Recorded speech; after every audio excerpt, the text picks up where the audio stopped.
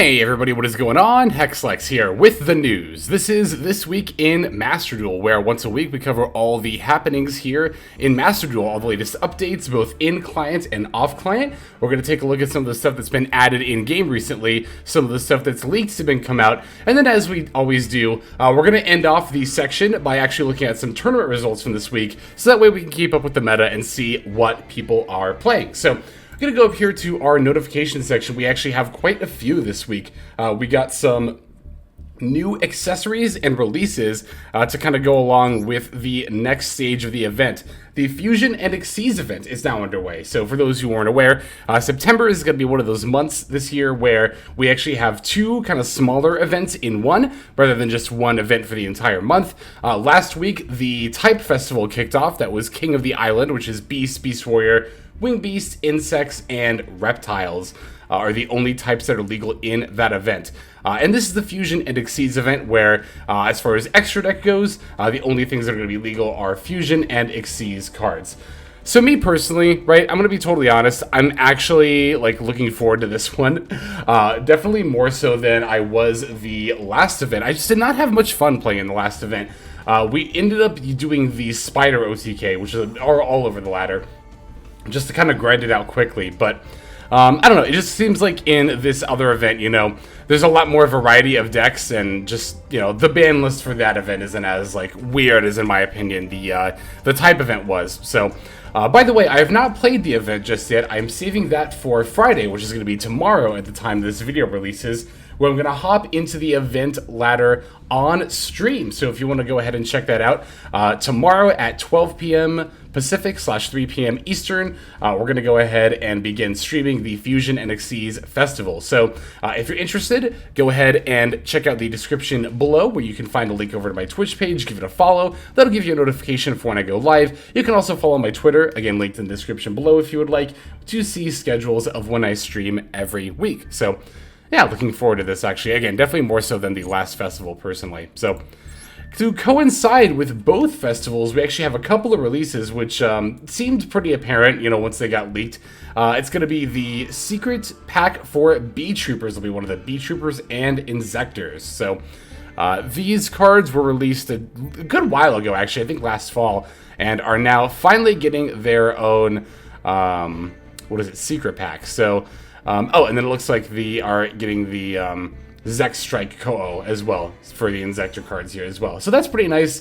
It definitely makes sense because, again, not only are these archetypes good for, obviously, the Type Festival being insects, but, Bee Troopers have the Fusions and Insectors have the Exceeds. So same is true for the Ninja Structure deck. Actually, I'm going to go ahead and go out to the shop here real quick so we can take a look at the Ninja Structure deck fully, and then we can see all of the contents in it. So I haven't bought any of them just yet. I actually currently don't really have too many plans to cover ninjas, just because I'm not very familiar with them as a deck. They're a decent rogue option, and if they end up being, good enough, I guess, have a good enough showing in the meta, then I'd be more willing to try them out. But a lot of the new insect support here, Ninja. I tried to say insect and ninja at the same time because Mitsu is one of the better new pieces of ninja support here, and she is a level 2 insect.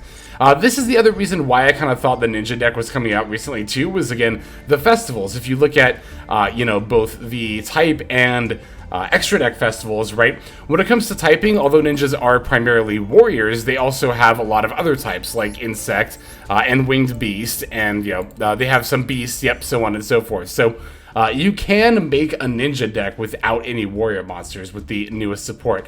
And on top of that, while they do have a link monster, ninjas are mostly known for Fusion and Exceeds monsters. So again, they make a natural fit for both events, which again makes a lot more sense why they come out here. So again, I'm not an expert by any means when it comes to ninjas as a deck, but from what I've seen people say online, it sounds like if you're interested in playing ninjas as an archetype, you really can just pick up 3 of this structure deck and then add, main and some extra deck staples, and then you're pretty much good to go. So ninja's definitely not that hard of a deck to build, and it might actually prove to be a relatively decent rogue deck. So I might try it out, I might not, I haven't decided yet. If you all really want to see it and I get a lot of support for it, then I will be more inclined to go ahead and give it a whirl. I might just anyway, just for fun, but we'll see.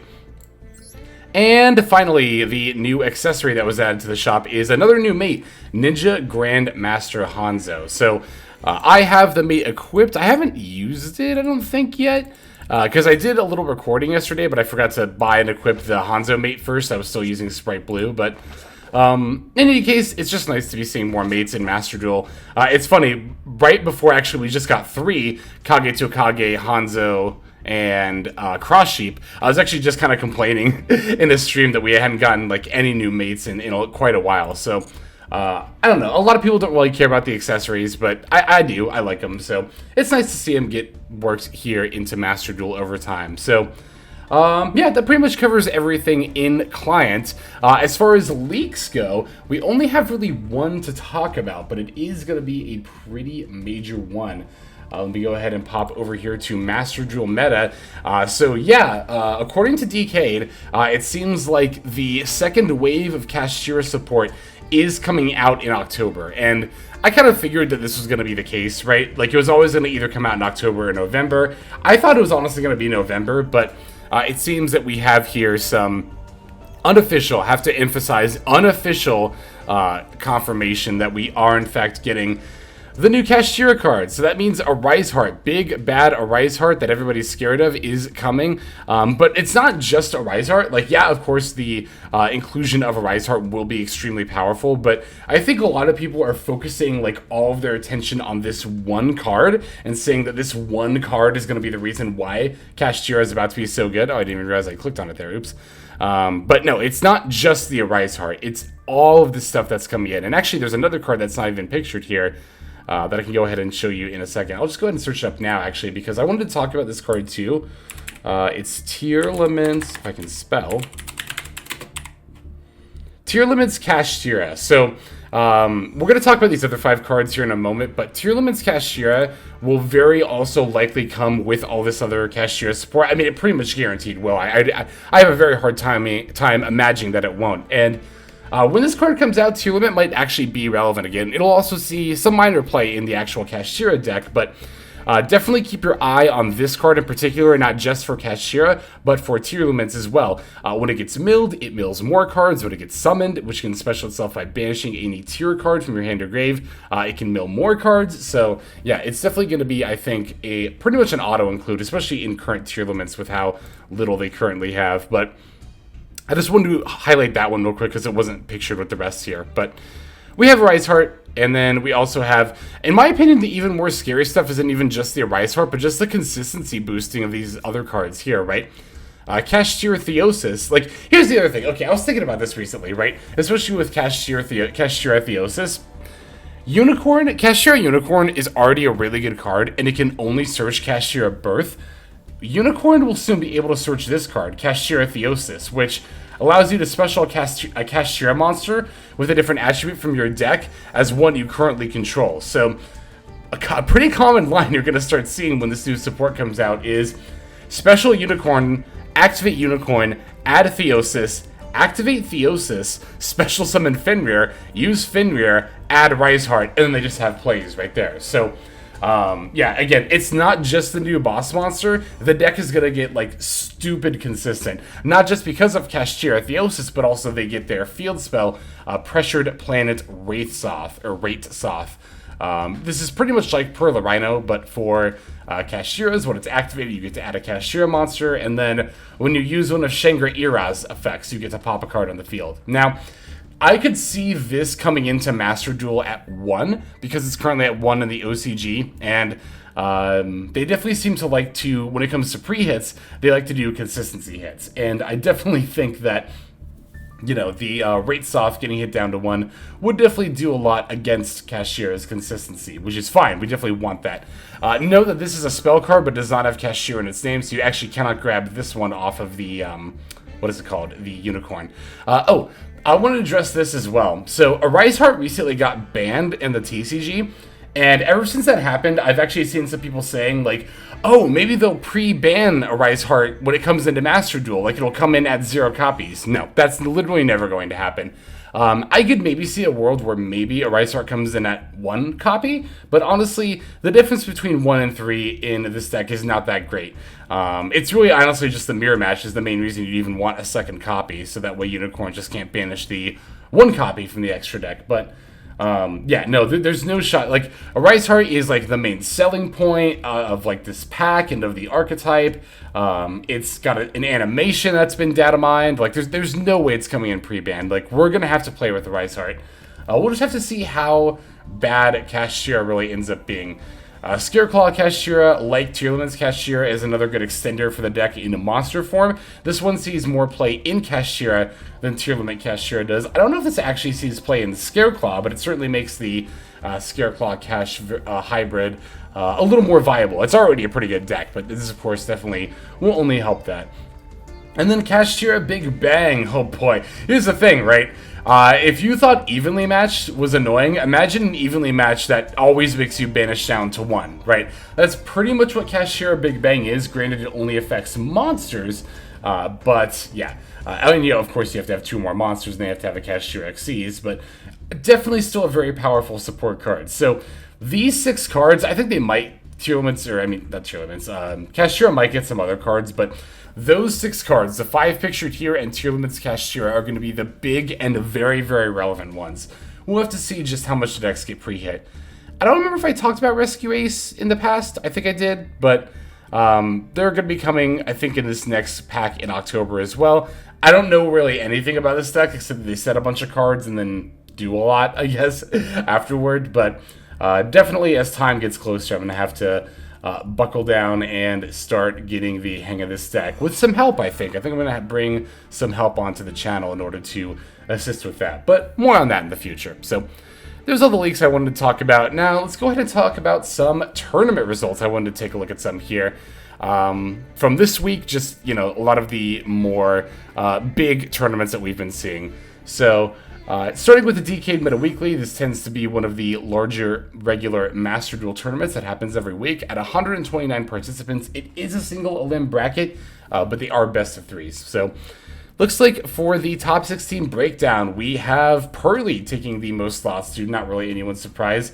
Mikonko, I'm actually surprised to see take as many slots as it did in a best of 3. To be fair, like, Mikonko is at its best in a best of 1 format, but given that Master Duel, you know, Mikonko is more popular in Master Duel than it is in, like, other formats. I'm guessing that's most of the reason why we're seeing it so heavily represented. It is just a little surprising that it actually did so well in a best of 3, but at the same time, you know, again, like I said, Mikonko is decently popular here in Master Duel. After that, it looks like just like 1 or 2 of each of like Branded Despia, DDD, that's interesting, Dragon Link, Live Twin Sprite, Scareclaw, and Sword Soul Tenyi. So let's see some of these lists here. Looks like it was one of the 6 Pearly lists that ended up taking first place here. Looks pretty standard. They're using a Dark World package and Drolls.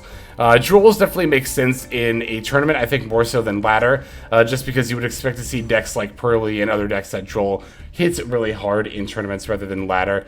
What else do we have here? We have, oh, here's Mikonko here in second place. Yeah, I mean, it seems pretty par for the course. Yeah, it was the best of 3. I really wanted to make sure, because again, it's kind of wild to see that many Mikonkos do so well in this kind of a format. But again, I think that generally speaking, oh, you know what? I literally just realized that it's not. There we go. Oh no, I was standing motionless for this whole video, just in the bottom of the screen. But you know what? Whatever, it's fine. It's not that big of a deal. Anyway, so, yeah, Mikonko's doing pretty decently here, getting second place. I mean, decently, yeah, second place is good. Okay, yeah, I wanted to talk about this list in Decade Meta Weekly. And Saucy Senpai, if you're out here watching, know that I'm a huge fan of your work. So, Saucy Senpai is a lot of what inspired me to initially try Twin Sprite Synchro the first time I did, because I noticed that they have been consistently doing well in ladder, and now in tournaments too, with this 60 card build of Twin Sprite Synchro. Rocking the Hop Ears, rocking the Gammas, like the Kaijus. I mean, they're just playing like every attack you could think of in a deck like this. And I have nothing but mad respect. Actually, my friend Meep Squared Yu-Gi-Oh, Meep Squared YGO on both YouTube and Twitch. Definitely check him out. He's a very, very good duelist, also an MCS finalist. But yeah, he has been playing this deck recently, and it's cool to watch. It's a lot of fun. It's a great deck. This I might even try it myself, this particular like 60 card iteration. So Saucy Senpai, love to see you cook. I'm a huge fan of your work. So good stuff. All right, we have another Pearly here in top 4. This one's pretty standard fare. Dragon Link making it up to top 8 here. Was this one running the... yes, it's running the Red Eyes package with not just the Black Metal and the Darkness Metal, but also the Red Eyes Black Meteor Dragon as well. This package has been getting a little bit more popular in Dragon Link recently. Also, wow, they were on 60 cards without even using the one of Grasp. So, yeah, another 60 card deck doing pretty well. That's pretty good there. Dio Branded, another very good player. I've played against them. I think I've played against them in tournaments before. If not, I've been in tournaments with Dio Branded. So, Pearly, looks like another pretty standard and pretty good list. Kyo, rocking that Sword Sultani rep there. Mordrad's got the, or Morad rather, has the branded Despia here. And a man with another one of those Mikanko lists here in top 16. And then here is the other one by Kaori here. Looks like they were using a Psy Reflector package here as well, the Assault Mode Activate package. Oh, yes, this is the, so this is actually something I've seen floating around too, right? This is branded Despia, but specifically they're also teching like a Shadow Mist to be able to go into Destiny Hero Plasma. The idea is that Destiny Hero Plasma is actually a really clean way for branded Despia to potentially out the Pearly, the X-Pearly Noir, because the effect of Plasma that negates your opponent's effects is continuous, not activated, which means the X-Pearly Noir is affected by it, which means it's negated, which means it's affected by everything, including Plasma's ability to just kind of like, you know, suck it up and equip it and steal some of its attack points. But more relevantly, just kind of shut down the X-Pearly Noir. So that's cool. That's cool to see somebody doing well with this tech here. Again, I think they tech the Shadow Mist, and I read about this briefly. I don't remember exactly what the line is to search out in some of the Plasma, but I mean, I'm assuming it's just sending the Shadow Mist off of like the Foolish or the Branded Fusion, then you get to add the Plasma. So that's pretty neat. Neat tech there. More Pearly with the Dark World package using both Brow and Snow. Here is the DDD list by Jungle Man, for those who are curious and wanted to see it. The list doesn't particularly surprise me, not because, like, you know, it is pretty much just like a standard DDD list, and honestly, one of the reasons that I typically don't like playing DDD that much is, like, you don't have a lot of flex room for tech, right? Like, here it looks like they were able to find room for the Kaijus and the Valant spells, but, like, that's, like, the only flex spots you have. The main and extra deck for DDD are both very tight, but congrats to Jungle Man here for doing so well. Looks like we have, I think this person actually did well in a tournament last week as well. It might have even been Meta Weekly. Adventure Scareclaw doing pretty well here. That's pretty rad to see. Got another Pearly list here. There's another Pearly list. And there we go. So there are the lists from the Decade Meta Weekly. I got a few other tournament lists I want to take a look at here. The China Master Duel Taiba Weekly is the big China tournament. 120 players, a very big tournament. I like this structure more, right? More like the MCS, where you do 6 rounds or, you know, however many rounds of best of 1 Swiss and then do a top cut. Single and double elim, especially single elim, I'm just not a big fan of, but I like Swiss and then a top cut. I think that tends to be my preferred way to play. So, Pearly Lab and Sprite, the standout decks from here. Looks like Dragon Link actually ended up taking the W for this one here, followed by, this looks like Tri-Brigade Sprite. Although it doesn't seem like they have, well, no, yeah, they have a decent Tri-Brigade package. I thought it was a minor Tri-Brigade package, but I was just kind of like trying to find all the different Tri-monsters, but yeah, nope, Tri-Sprite doing very well here. Not that many Xyz monsters, but you definitely don't need that many for this variant, to be fair. So, here we have one of the lab lists that did very well. Naturia Runic doing pretty well here, as you can see. Here's another Pearly list. Let's see, here's a Pure Sprite list. They are doing the Hero Kid Tech, and they're still on the Melfi package, but neither of those are particularly awful or anything. I personally don't think either are optimal, but yep, definitely still cool to see Pure Sprite doing well. Wow, here's a Pearly list that's got both the Dark World and Crystal Beast package. That's interesting. Got another lab list here, and there we go. There is the top 8 there. So, again, that's the other, like, pretty big weekly tournament. That's going to be the one in China there. So, got a few other, I think, yeah, 3 more tournaments that we're going to look at here. The Bullet Weekly, this is a new tournament series. Seems like it's going to be a regular one. 64 players. It's single elim, again, which is not my personal favorite, but still valid, obviously valid. 64 players, quite a bit there, too, as well. Sword Soul and Mathmech, the standout list from here, the top 8. Looks like Dragon Link, though, ended up taking the win here, followed by Pearly. Not surprising, given that Dragon Link and Pearly are just about the 2 best decks in the meta. And a lot of people disagree that Sword Soul is tier 1, but I do think that Sword Soul is, like, if not tier 1, the 3rd best deck in the meta. So, seeing it do pretty well here, too. Tri-Sprite, been seeing a lot of these Tri-Sprite lists kind of crop up lately. That's really cool to see. Also noticing a lot of kaijus and drolls in these tournament lists. Now, I don't think that it's necessarily right to play those on ladder just because you tend to run into a wider variety of decks, but I do think that for a tournament where you can expect, not only do you expect a lot of people to be playing Pearly, but if you're going to be doing well, you definitely expect to play against a lot of Pearly, as Pearly will also do well, right? So, definitely makes sense to tech against Pearly for tournaments. The Master Cup is a series we've been looking at quite a bit lately. 55 players here. Looks like Pearly, Mathmech, and Lab are the standout lists from this tournament, but it was the Churio Runic that actually ended up taking the W there, followed by Labyrinthia in 2nd place. Pretty standard Pearly list with Gammas in 3rd. Another Pearly list with the Dark World package here in 4th. Top 8's going to have Lab, looks pretty standard.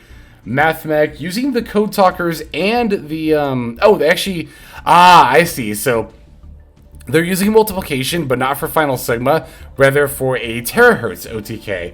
I don't think I actually covered Terahertz in my last Mathmech build, but I like it quite a bit, and I definitely want to cover it a bit more in the future. Excuse me. Wow, it was Numeron. Numeron actually ended up getting top 8 here. Runic Spray also in top 8 here as well. Okay, one last tournament result list. Whoops, that's not the one I wanted. Oh, no, that was actually the last tournament result list. I just, the last tab that was open was Master Duel. Okay, so, excuse me. Oh my god, I have the hiccups now. But, yeah, that is going to go ahead and do it. I hope you all enjoyed going over the news, going over the leaks, and going over these tournament lists. I definitely think that it is important to stay caught up with what's happening here in Master Duel overall, and this is all just the kind of browsing that I do week to week, so I'm glad to kind of condense it down and give it all to you in one nice video format. But that'll do it for this video. Let's move now to our outro. Alright everybody, that's going to do it for this video. Thank you for watching it all the way to the very end. That means a whole lot to me, and it's also a fantastic way to support the channel. And if you're interested in supporting the channel in other ways besides YouTube, there are plenty of ways to do that. If you check out the description below, you'll find a bunch of links down there. One of them goes to my Patreon. You're actually seeing the names of everyone subscribed to the Patreon on the screen right now. So if you're interested in getting your name in the credits here at the end, if you want to see more daily Master Duel content, or if you're interested in one-on-one private coaching sessions, I offer all of that on Patreon. I also stream live on Twitch. Feel free to go ahead and click that link and follow and or subscribe there. I also have the Discord community, if you want to follow that link, where hundreds of duelists have already signed up. Free to join, and you can just come hang out, talk about the game, and chill in general. Final link that's going to be in the description is my Twitter. You can follow that if you want some more notifications of what's happening with the channel. So, all in all, thank you all so much for watching, and I hope you have a fantastic day.